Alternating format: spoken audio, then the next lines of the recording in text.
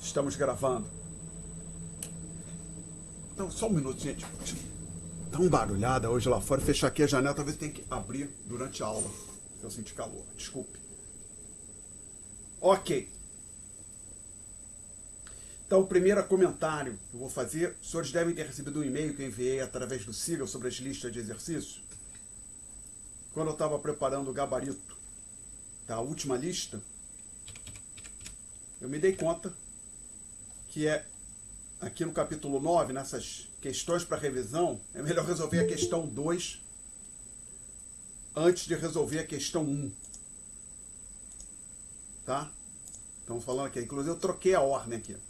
Antes aqui, quem tivesse olhado o website até 2 dias, ia ver lá 1, 2, 3, 4. Aqui agora eu botei 2, 1, 3, 4. Então, resolve primeiro a 2, depois resolve a 1. Por quê? Você precisa da resposta para 2, ter resolvido a questão 2 para resolver a questão 1. Provavelmente, como eu falei, quando os caras fazem uma nova edição do livro, eles às vezes trocam a ordem dos exercícios e não se deram conta que essa troca de ordem não era uma boa ideia, tá? Então, inclusive no gabarito, quem for olhar vai ver que eu resolvi primeiro a 2 para depois resolver a 1. Perguntas?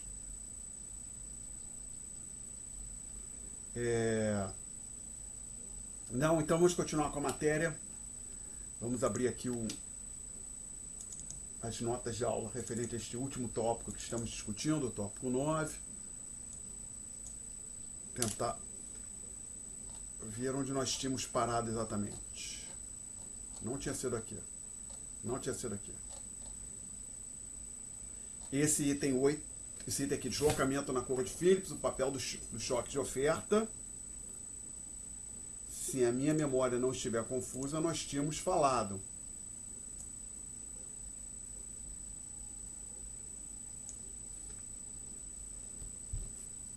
Sim. Não. Não, desculpe. Não, a gente falou de...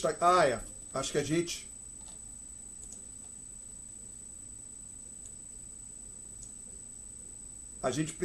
não discutiu esse bullet item, não foi isso? Os senhores estão lembrados? Eu acho que a gente veio até aqui. Falamos disso aqui. Mas esse bullet item não foi falado. Bom, se tivesse sido falado, peço desculpas. Nós vamos repetir. Então a gente discute aqui a gente menciona aqui que a maneira pela qual os agentes ajustam o PR em resposta aos choques afetará a curva de Phillips de curto prazo. Então, o que eu estou dizendo? Vamos refrescar a nossa memória.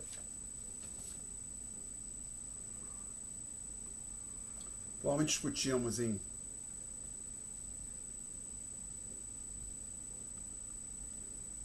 alguns momentos durante a aula passada, a posição dessa curva aqui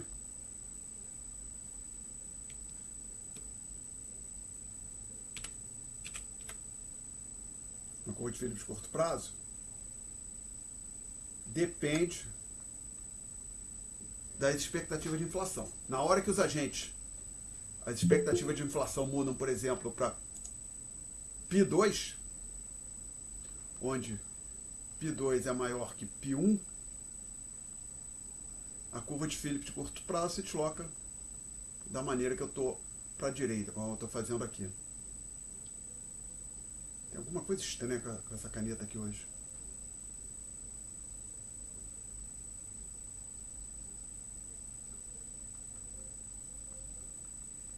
Tá diferente, bom. Vamos ver. Tá?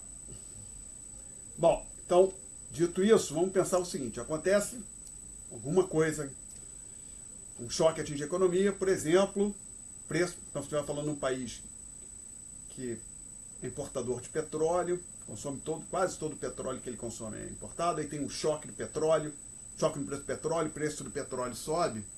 Pergunta é, qual vai ser o impacto desse evento sobre o PIE? Tá? Possivelmente as pessoas vão ajustar suas expectativas de inflação para cima.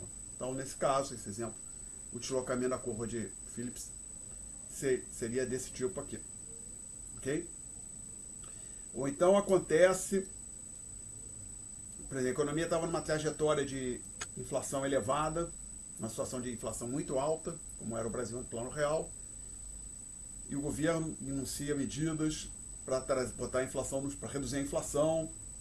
As medidas são sólidas, os agentes acreditam que a inflação vai cair, então é um choque de política econômica. Então, isso deveria trazer a curva de Phillips na direção oposta. Tá?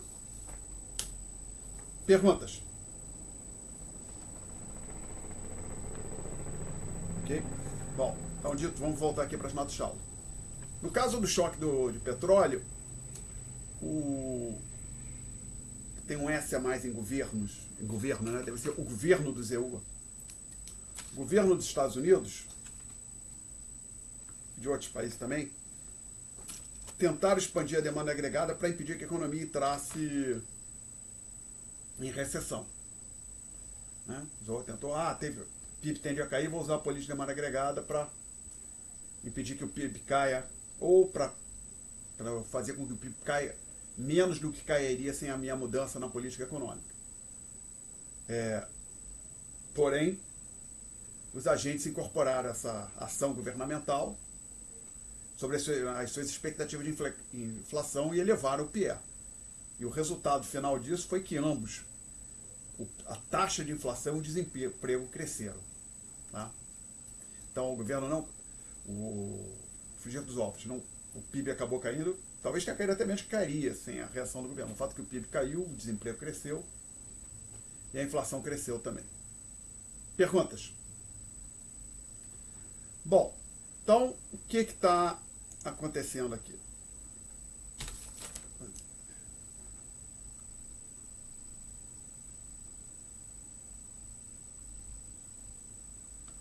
Recapitular um pouco. Então, estamos aqui com uma curva de Phillips curto prazo qualquer. Aí tem um governo que olha para a taxa de... Pensa assim, tem um governo que olha para a taxa de... Isso aqui está estranho.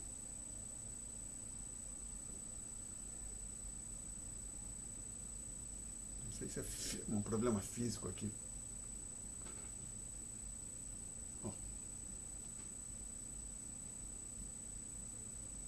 Ele gostaria, por exemplo, de trazer a inflação. A economia está operando nesse ponto aqui, por exemplo. Com essa taxa de inflação,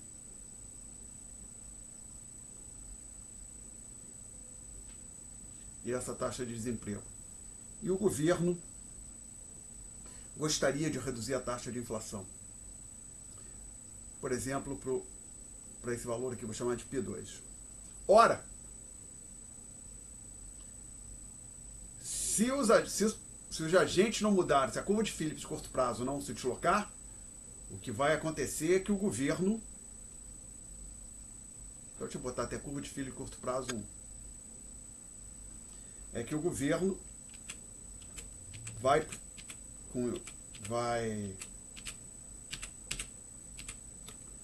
ter que conviver com a sociedade, né? Não só o governo. Desculpe, gente, só um minutinho.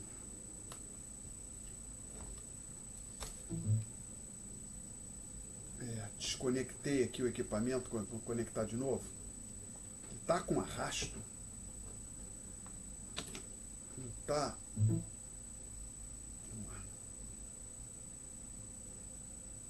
Talvez tenha melhorado, vamos ver.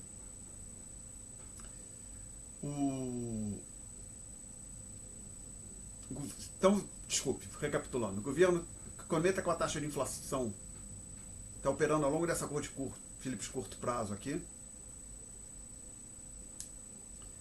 O governo gostaria de reduzir a inflação, por exemplo, a taxa P2. Porém, se a curva de Phillips curto prazo não se deslocar, o desemprego vai cair até... O desemprego vai aumentar até chegar no patamar U2. Porém, isso não esgota a discussão. Então, vamos lá. Então, se o governo entrar no programa de combate à inflação e a curva de Phillips de curto prazo não se deslocar, ele vai ter que trazer a economia para esse ponto aqui, para chegar na inflação P2, e a sociedade vai conviver com essa taxa de desemprego mais elevada. Pode acontecer a seguinte coisa: digamos que o governo anuncia que vai combater a inflação, os agentes incorporam isso e eles revisam as suas expectativas de inflação. Esse negócio está com uma defasagem aqui, uma espécie de um arrasto. Pô. Não é o... Agora que eu vi, não é o mouse, não. Só o mouse. Bom. Suponha que os agentes mudassem as expectativas de inflação, e aí a curva de Phillips, por conta dessa mudança no PE, a curva de Phillips de curto prazo se deslocasse dessa maneira.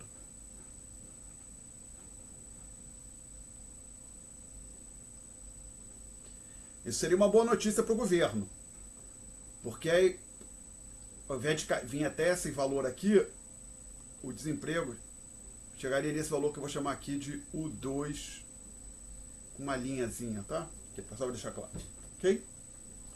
Então, essa pequena discussão aqui deixa claro que o custo de combater a inflação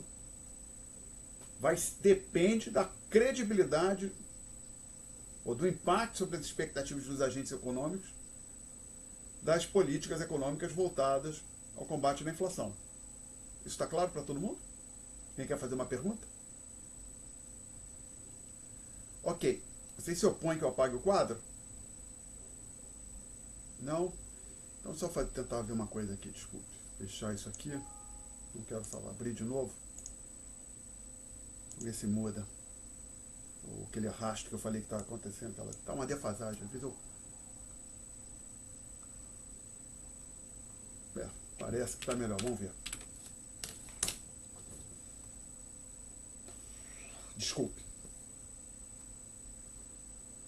Então vamos voltar aqui para as notas de aula.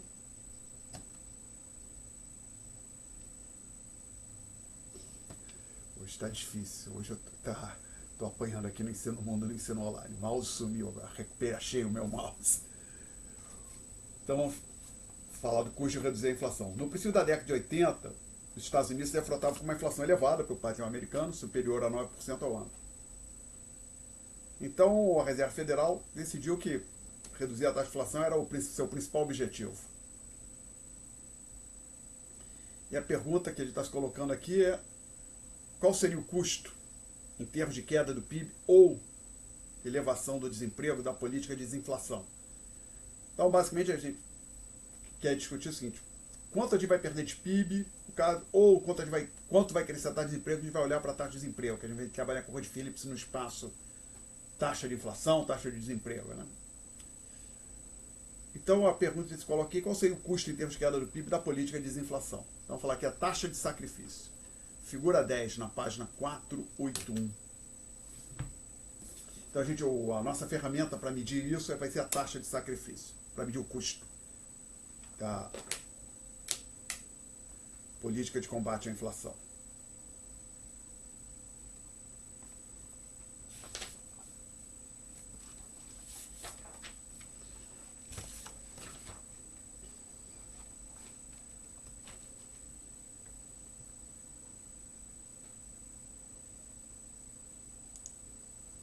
Então aqui nessa figura 10, na página 481,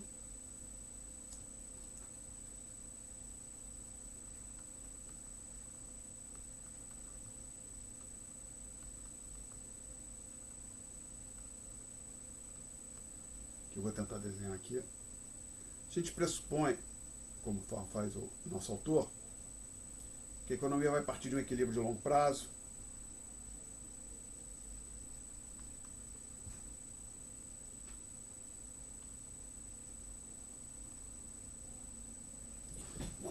isso aí está bem longe de uma reta, hein?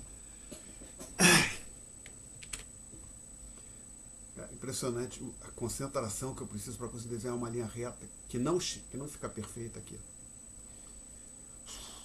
Muito mais difícil que no papel e no quadro verdadeiro. E de novo o negócio está com arrasto aqui. Então, vamos lá. Então o autor marca esse ponto aqui, um ponto que ele chama de PA, um ponto que ele chama de A, desculpe. E aqui tem uma curva de curto prazo. que eu vou chamar de curva 1, então associado à taxa de inflação. Ele só marca o ponto A, ele nem marcou a taxa de inflação no eixo.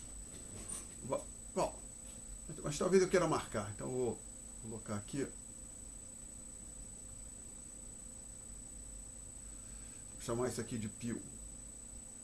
Então, nessa curva aqui, como ali é um equilíbrio de longo prazo, a inflação realizada é igual à inflação efetiva.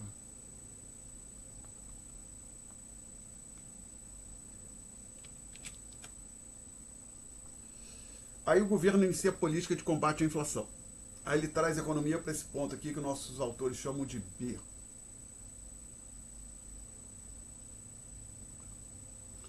Com uma taxa de inflação que eu vou chamar de P2, com um desemprego que eu vou chamar de U2,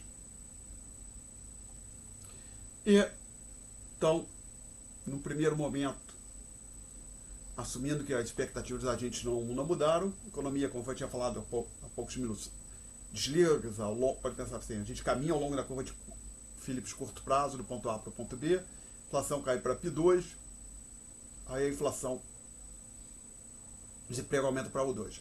Mas aí os agentes econômicos olham, mas agora esse governo realmente vai combater a inflação, não é só discurso, é para valer. Aí eles incorporam essa mudança da taxa de inflação nas suas expectativas.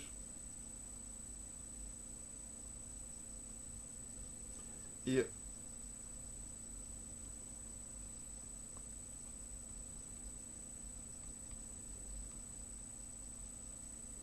aí vamos lá, quando a taxa expectativa de inflação passa a ser o P2, aí você pode, perdão, o autor chamou esse ponto aqui, não, esse ponto de B ele chama esse aqui de C, ok? Aí a economia, você pode até interpretar assim, a economia estava aqui no ponto B, aí a gente, realmente reduz um pouco a inflação, a gente caminha desse jeito, a inflação vem para esse ponto aqui, a inflação em P2, realmente esse governo é sério, viria para esse ponto aqui, pode interpretar assim, que você vai reduzindo o desemprego à medida que os agentes vão aumentando a sua confiança que a inflação vai ser realmente P2. Tá? Perguntas? Bom, aliás, fazer um comentário, falei errado. Você vai aumentando a confiança que a inflação vai ser P2. Perdão, não falei errado não. Estritamente falando, probabilisticamente falando, o que eu falei tem uma maneira de fazer que está correto. Você pode, mas não quero entrar aqui nessa discussão de conceito de valor esperado em matemática. Então você pode pensar o seguinte, começou o programa de estabilização, aí em algum momento as pessoas, então a expectativa de inflação P1 estava muito alta, talvez seja alguma coisa entre P1 e P2, a curva de Phillips vem para cá.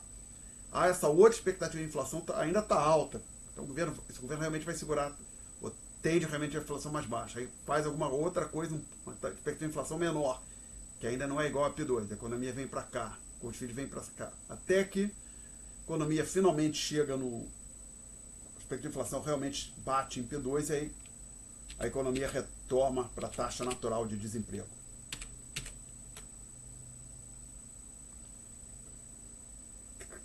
Peraí, tem a opção de refazer aqui. Esse programa está com alguma defasagem, alguma coisa não está funcionando. Não é só o mouse não, ou a caneta. Eu dei o Ctrl Z que eu ando, não fez nada, eu dei o Ctrl Z mais 2 vezes, não fez nada, e de repente, quando finalmente fez, apagou 3 coisas de uma vez só. Bom, hoje vamos ter que conviver aí com essa pequena problema, gente. Às vezes ele tá com uma defasagem. E aí eu fico na dúvida, tento fazer alguma coisa, não aparece na tela, um Ctrl Z, eu dou outro Ctrl Z e acabo apagando 2 coisas ao invés de uma. Bom, desculpe por isso. Perguntas? Até aqui. Então, essa é a discussão da figura 481. E agora a gente quer tentar definir o conceito de taxa de sacrifícios. Taxa de sacrifício corresponde a... ele de Pernalefina, taxa de sacrifício em termos do PIB, desculpe. Eu ia falar O desemprego, mas não, falei que ia usar o desemprego, mas ele usa o PIB aqui, então ele vai manter o PIB. A queda percentual no PIB necessária para se obter uma queda de 1 ponto percentual na taxa de inflação. Ou seja, assuma que a economia parte de um equilíbrio de longo prazo com inflação igual a, vou chamar aqui de P0. Seja PIS asterisco a taxa que o governo quer atingir nesse espaço de 1 ano. E o Y, o PIB que prevalecerá se a inflação for igual a Pi asterisco. Logo, permito vou tentar, não, isso aí tem que ser, eu quero botar isso no, aqui no quadro. Para isso eu preciso, já dei o print screen, preciso desse programinha aqui, o Paint, colar.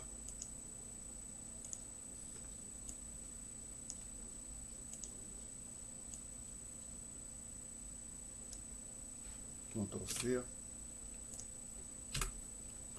Editar, colar.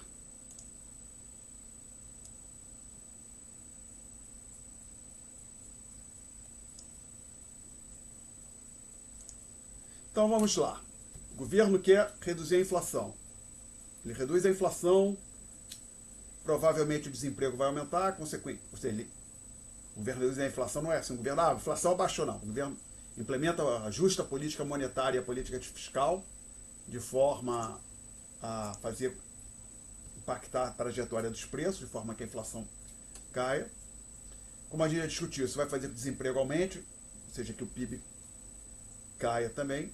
Então, como é que é a nossa taxa de sacrifício é calculada? Esse termo aqui, ó, assumindo que a partir de uma equilíbrio de longo prazo, é a variação relativa do PIB, né?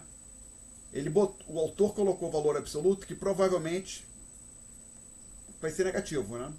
Se você estava... Até você poderia generalizar, depois de como é generalizar, assumindo que partiu do equilíbrio de longo prazo, tá? Então o PIB era igual à taxa natural Y barra. Então como Y1 menos Y barra seria negativo, e nós queremos usar valores positivos, então simplicidade, os economistas não gostam de valores negativos. Então a gente toma o valor absoluto, isso aqui, agora garantido que isso é algo positivo, multiplica por 100. Então é uma taxa percentual. E aqui a inflação, diferença da inflação, que estaria mensurada na forma percentual também, 5%, 6%. Então, se é a taxa de sacrifício, é a razão entre essas duas taxas.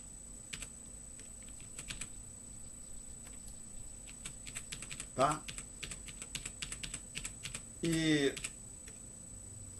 aí, se não fosse, não parte do equilíbrio natural, ao invés de usar o PIB no cálculo dessa fração aqui,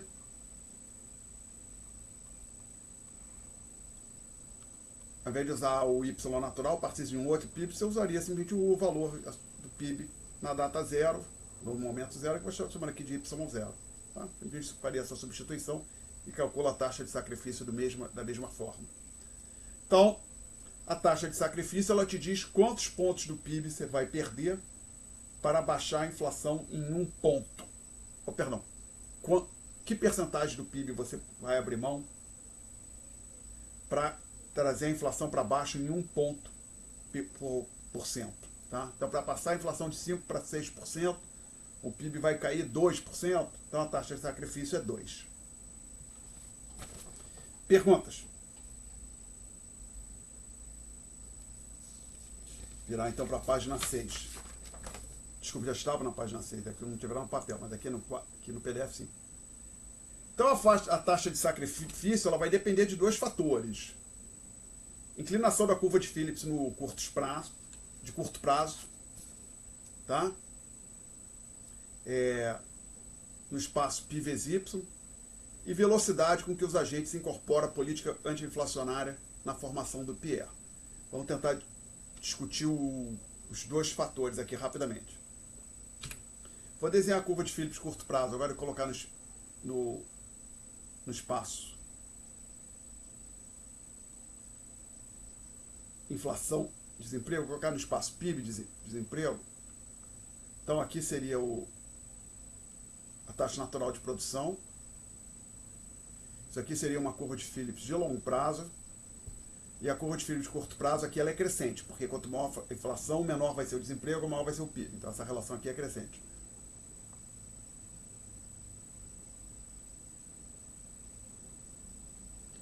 Então, por exemplo, para eu sair, não é que a gente tivesse, conforme nós estivesse saindo daqui, e eu quisesse trazer a inflação, por exemplo, para cá. Gente, eu sei pi asterisco é onde o governo quer trazer a inflação. Hã?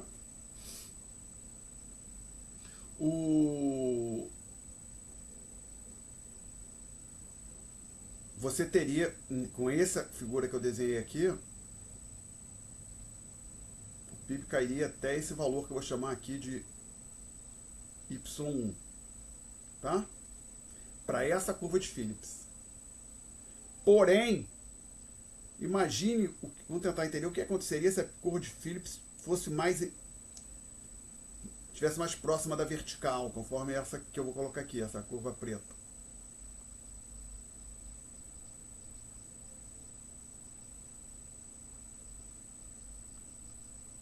Então essa é uma curva alternativa.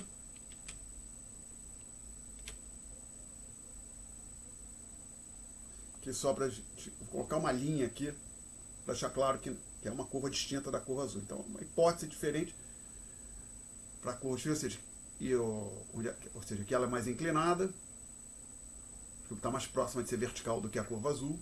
E aí o PIB o PIB cairia, na verdade, até aquele Y1 azul e iria para esse Y1 preto aqui.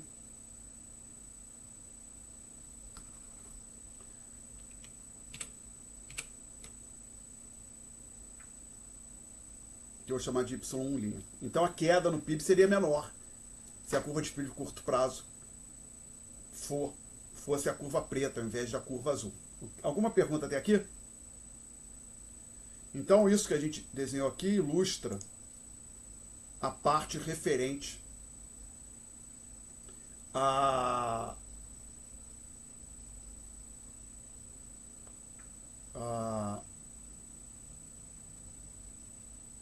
item 1 aqui das notas de aula. Depende da inclinação. Item 2. Suponha que tão logo o governo anuncia a política inflacionária, a política de combate à inflação, anti-inflacionária, anti-inflação,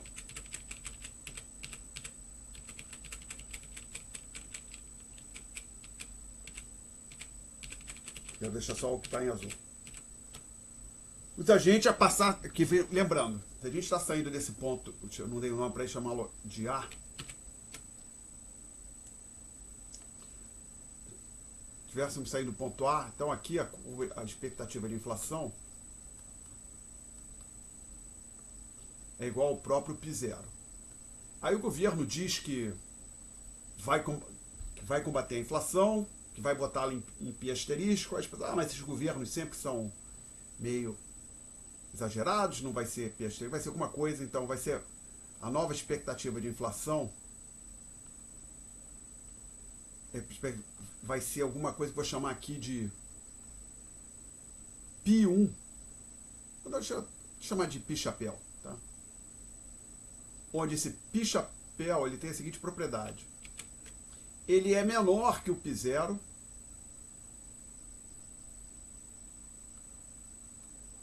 porém, ou seja, pessoas acreditam, fiz o contrário, né? Desculpe.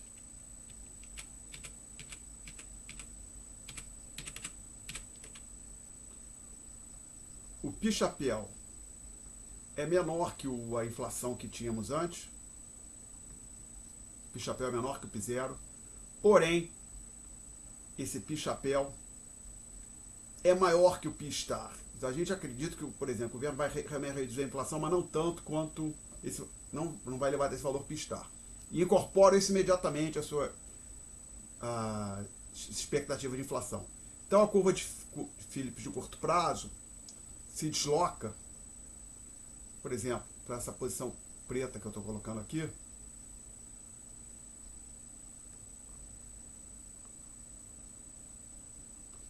agora eu estou vendo essa numeração aqui não está boa, né? Se eu estou dizendo que a inflação inicial é zero, usando o subscrito zero, isso aqui deveria ser a curva zero, perdão.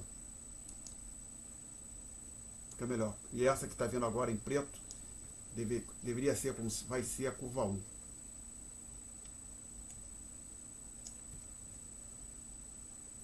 E aí, então o que acontece? O governo vai trazer a economia para a taxa de inflação pi asterisco e o PIB vai cair para esse valor aqui que eu vou chamar de Y1 chapéu. Pronto. E nessa curva aqui de Phillips curto prazo, a expectativa de inflação é aquele valor intermediário pi chapéu que a gente acabou de discutir. Tá? Então, na hora que os agentes incorporam que a inflação vai ser combatida ao seu processo de formação de expectativas, isso já reduz a taxa de sacrifício. Porque ao invés do PIB cair até esse valor aqui, ele cai até esse valor intermediário. No caso limite, se os agentes imediatamente acreditassem que a inflação ia bater em pi asterisco, o que aconteceria? O governo traria, numa tacada só, a inflação para isso aqui.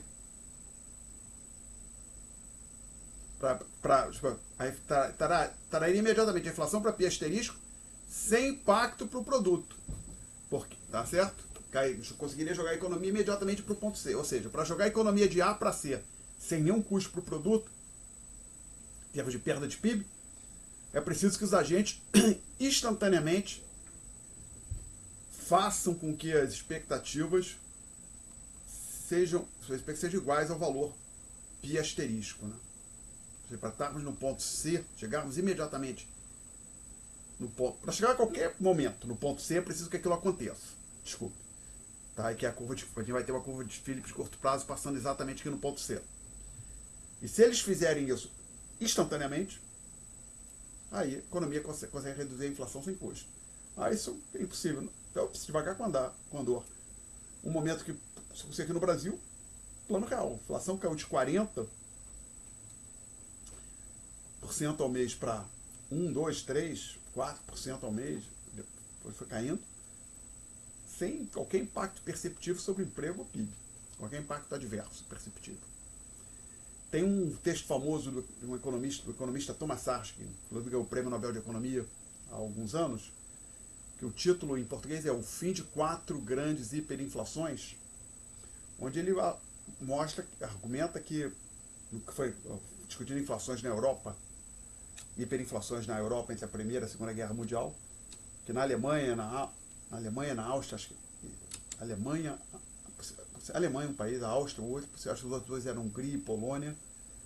Os países conseguiram debelar o processo hiperinflacionário sem custos em termos de PIB, que essencialmente os agentes, o argumento dele é que os agentes incorporaram imediatamente que haveria estabilização nas suas expectativas de inflação e a economia saiu de um ponto como o ponto A para o ponto C quase que instantaneamente. Tá? Perguntas? Bom, voltando aqui para as notas de aula, que a gente vai voltar a falar do ponto 2 mais à frente, na verdade é por aqui, mas antes de chegar aqui nessa sessão, último comentário relacionado à taxa de sacrifício, a evidência sugeria que o Fed ia se defrontar ali na década de 80, né? Lembrando, estamos aqui, introduzindo esse comentário aqui, que com uma taxa de sacrifício igual a 5, ou seja, para reduzir a inflação de 6% para 5%, por exemplo, ia ter uma queda de 5% no PIB. Acabou que o custo foi bem menor do que isso. O PIB não caiu, trouxe essa inflação reduziu bastante a inflação e não houve essa queda de 5% no PIB dos Estados Unidos, nem de 10% pelos Estados Unidos. A queda foi bem menor. Perguntas? Bom, então vamos entrar aqui na seção de expectativas racionais e a possibilidade de desinflação sem custo. Então aconteceu alguma coisa ali nas décadas de 70 e 80, foi a chamada revolução das expectativas racionais, onde houve uma reconstrução da teoria macroeconômica. O que está querendo dizer? Por exemplo, na década de começando na década de 30, houve a chamada Revolução Keynesiana.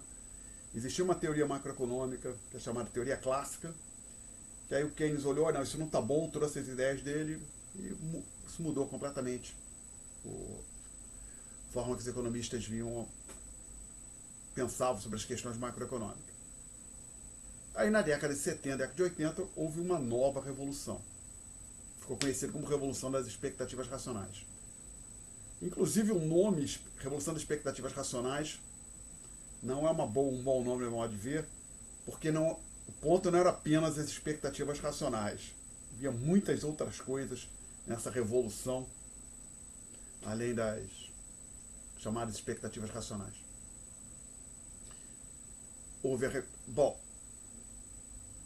Desculpa, isso é o que eu acabei de falar. Então a revolução envolvia muito mais do que o conceito de expectativas racionais. Mas estamos falando aqui em expectativa, todo filho, vamos focar nas expectativas.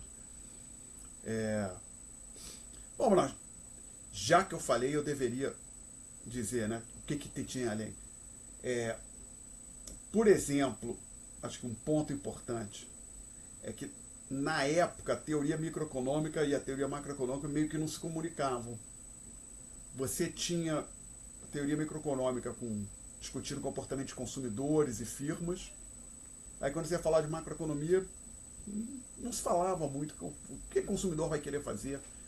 Então, uma das coisas que essa revolução trouxe foi a ideia de que a macroeconomia deveria ser construída a partir do que chamam os fundamentos microeconômicos. As nossas hipóteses sobre o comportamento dos consumidores, dos agentes econômicos no tocante às suas decisões de consumo, deveriam ser baseadas em modelos similares ao que se usa em microeconomia. Então, em microeconomia você tem, por exemplo, um modelo discutindo as escolhas dos consumidores entre carne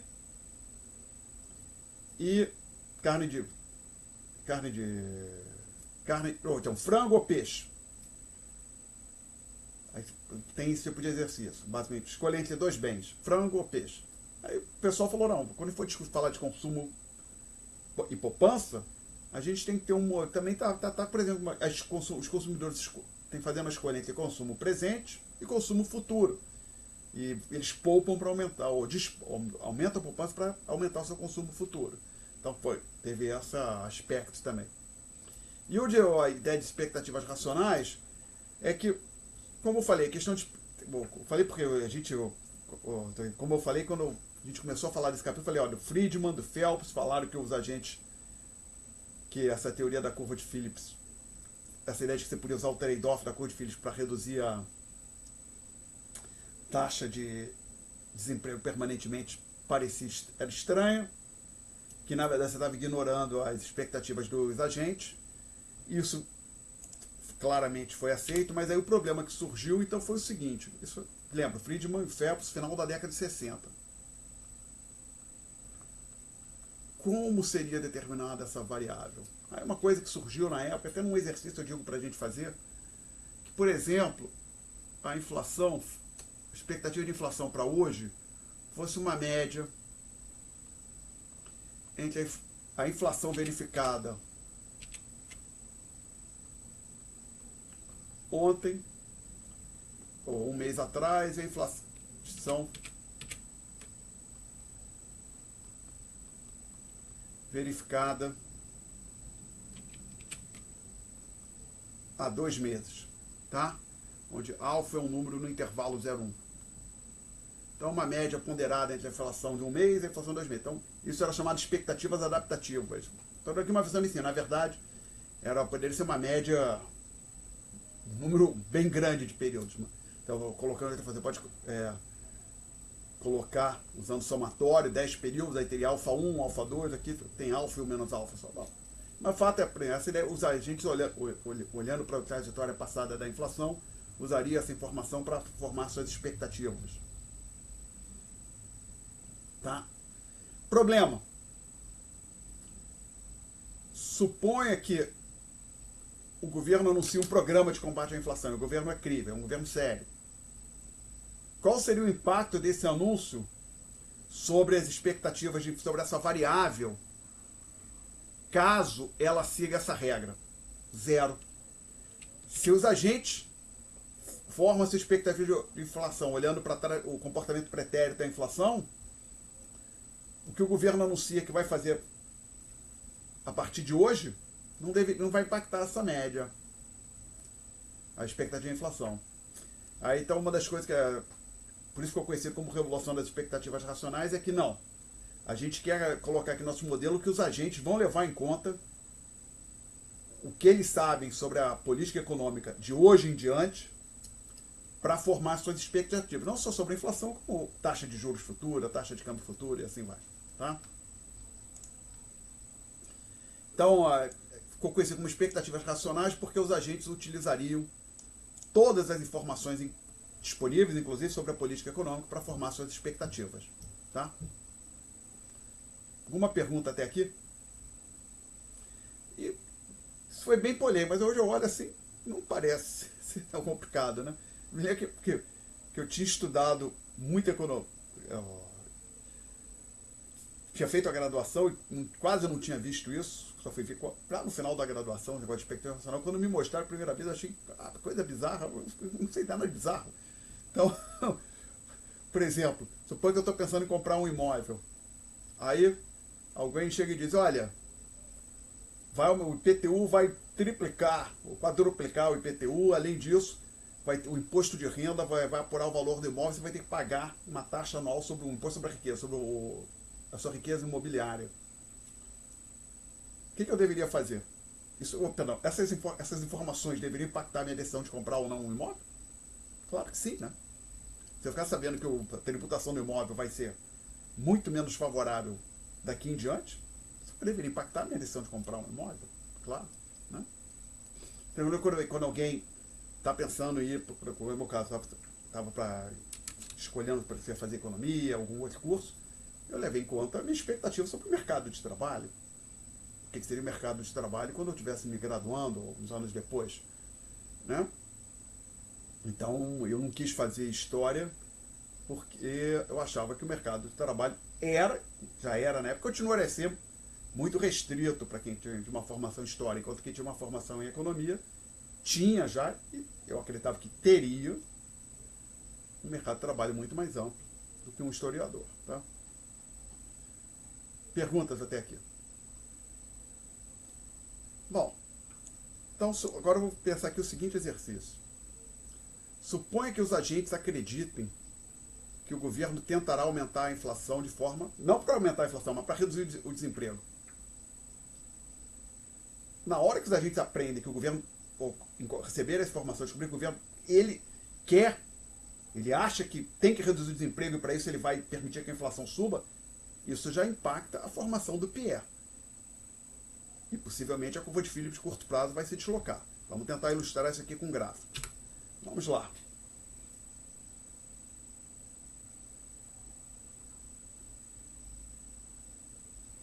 Perdão, deixa eu tentar colocar o azul, que é a cor default aqui, nossa.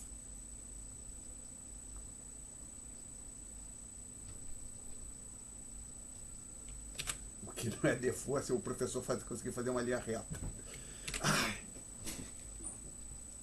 A vertical é mais fácil do que a horizontal. Tá difícil, hein?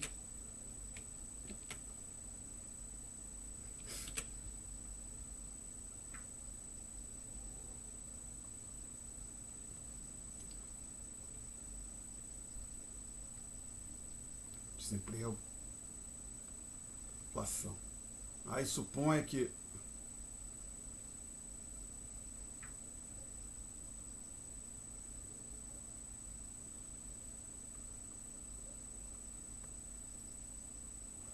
nós estamos aqui operando nessa curva de Phillips de curto prazo aqui, com a taxa de inflação π1, estamos no ponto A,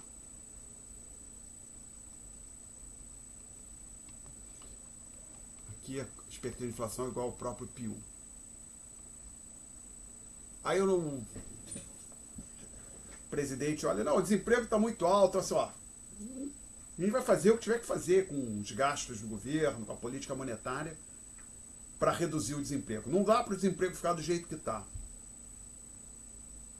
Claro. O que acontece?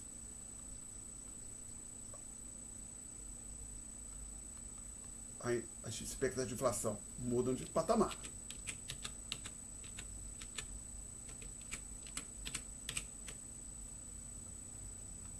Ops, maior. Tá difícil, hein, Alexandre?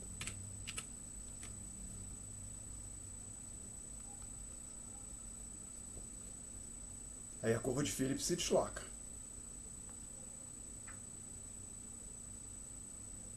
Não vamos fazer um deslocamento tão grande assim que senão não cabe aqui no gráfico. Que ela se desloque dessa forma aqui, ó. Eu queria fazer.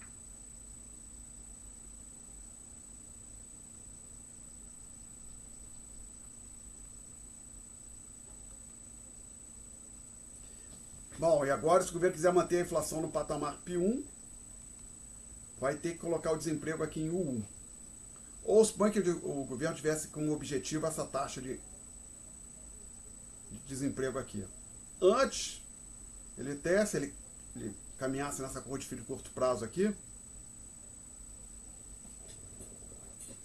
ele traria a economia para essa inflação aqui que eu vou chamar de P1 TIL. Porém, como houve o deslocamento da curva de Phillips de curto prazo, o que vai acontecer é que a inflação vai vir para esse patamar aqui.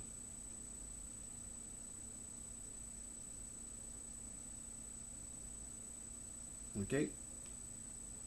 Vou chamar esse ponto aqui de B, esse aqui de C. Tá? Perguntas? Então, senhores, na verdade, a melhor coisa que um governo tem para fazer, controle político, é sempre dizer: não, manter a inflação baixa é nossa prioridade. Na hora que ele sugere que manter a inflação baixa não é prioridade, é um tiro no pé. Por quê? Porque pacta esse variável PE, e ele passa a se defrontar com um trade-off mais desfavorável. Pergunta. Bom, eu fiz esse exercício aqui, vale o exemplo contrário também. Pensa assim, um mundo sem contratos, ou seja, não tem contrato de aluguel. Por quê? Contrato de aluguel, no Brasil, tem um preço pré-determinado por um ano. Negociação também não tem contrato, ou acordo, não quer dizer contrato de trabalho, quer contrato de trabalho. A expressão contrato de trabalho é aquele que o empregado assina com o empregador, né? Estou falando que eles querem referir ao chamado acordo coletivo, que é o acordo do sindicato com uma empresa, com uma entidade que representa o chamado sindicato patronal, uma entidade que representa os empregadores. Então, assim, um mundo sem contrato é um mundo onde todos os preços podem se ajustar instantaneamente.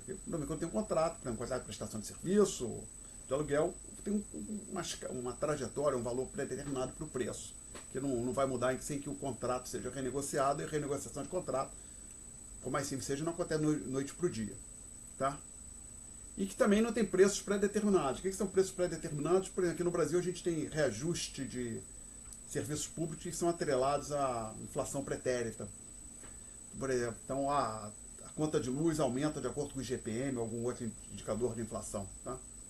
Então, no mundo onde todos os preços são livres e podem se ajustar instantaneamente, e se os agentes formarem as suas expectativas de forma racional, ou seja, de forma racional é o seguinte: eles usam todas as informações disponíveis hoje para tomar as suas decisões, você pode ter a desinflação sem custo. Para isso, basta, eu coloquei basta, entre aspas, que o governo tenha perfeita credibilidade. Só que um governo que tem a credibilidade perfeita é difícil, né? Não é crítica nenhum, seja direita, esquerda, Trump, Biden, Bolsonaro, Lula, não é esse ponto. Normalmente as pessoas em qualquer sociedade do mundo têm alguma desconfiança maior ou menor sobre o governo desconfiança, não sei que o governo não vai ser bem sucedido. Então, o que eu estou querendo dizer, a gente tinha falado isso aqui, vamos voltar à discussão. Em tese, nesse mundo de preços perfeitamente flexíveis, poderia acontecer o seguinte: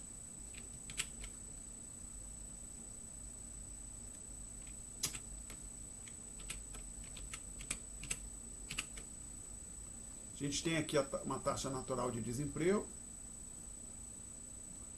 a nossa curva de Phillips de longo prazo, isto aqui que deveria ser uma reta vertical. Então, suponha que a gente tivesse aqui com essa curva de Phillips aqui. Então, por exemplo, se fosse 10% a inflação anual.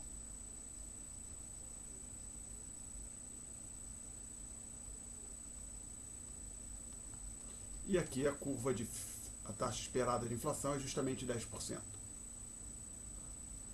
Aí o nosso governo, assumindo que ele tem credibilidade perfeita, ele olha para isso e no fim de semana faz um anúncio, olha, a inflação está muito alta, tem condição. A gente vai botar essa inflação em 2%. 10% não dá, o país não pode ver assim. A inflação é 2% ao ano e olha lá. Vamos reduzir a inflação. Daqui para frente, esse governo está trabalhando para ter uma inflação de 2%. E as pessoas incorporam isso plenamente nas suas expectativas de inflação.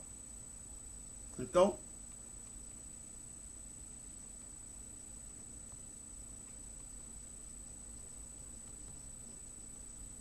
a ideia que eu estou dizendo é o seguinte: o governo fez o anúncio de que vai combater a inflação e as pessoas tomam isso ao que eu... Vocês conhecem a expressão tomar ao valor de face? Ou é novidade para vocês? Ou dar um desconto, que seria o contrário, tomar o valor de face. Mas tomar valor de face quer dizer assim, acreditar, tomar como verdade plena que a pessoa está falando, né? Então, a pessoa toma o valor de face e imediatamente a inflação, elas incorporam isso. E aí tem um ponto, como eu falei, para que o Acordo de Phillips tenha esse deslocamento que a gente está falando aqui, por exemplo, os contratos, não pode existir contrato ou acordo coletivo de um ano, não se existir, como eu falei, teria que ser refeito imediatamente. Então isso aqui a gente consegue passar do ponto A para o ponto B instantaneamente. Ou seja, a inflação, você consegue reduzir a taxa de inflação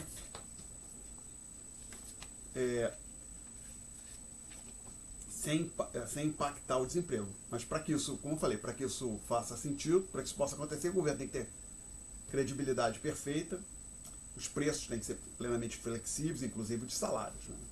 Tá? Perguntas? Então, aqui que eu escrevi aqui no final da página 6. Supõe que o governo, você mesmo está fazendo quase, que o governo anuncia que ajustará a política econômica de forma a atingir a inflação pi asterisco. Aqui no quadro, o pi asterisco é esse 2% aqui, ó. Tá?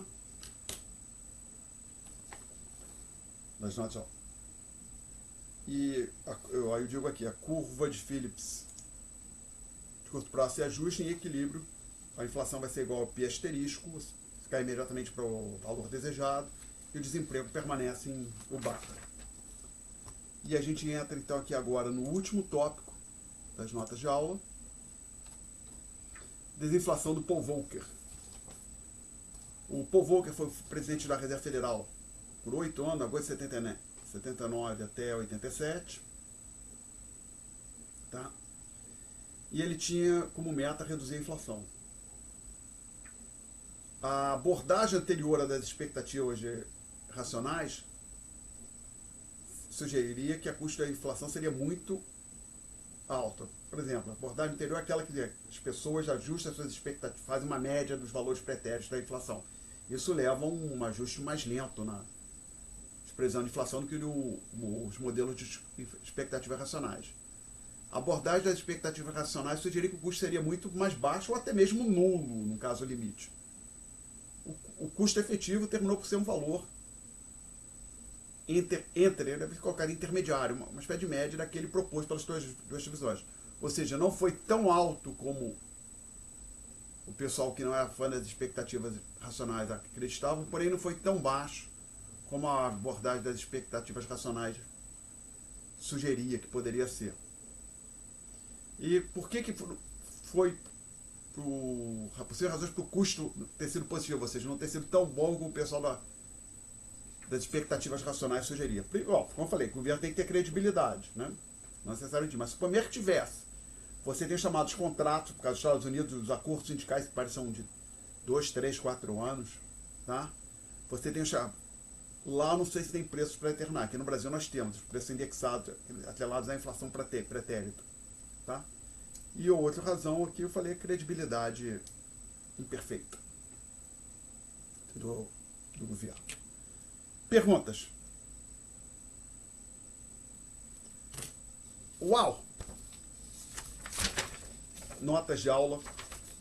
Boa. Matéria da prova. Boa. Acabou. Então vamos lá, gente. Dúvidas? Temos ainda 39 minutos. Dúvidas? Então vocês vão pensar nas dúvidas, só fazer um comentário. Lembrando, prova está marcada conforme a minha agenda e o programa da disciplina para quinta-feira, 17 de fevereiro,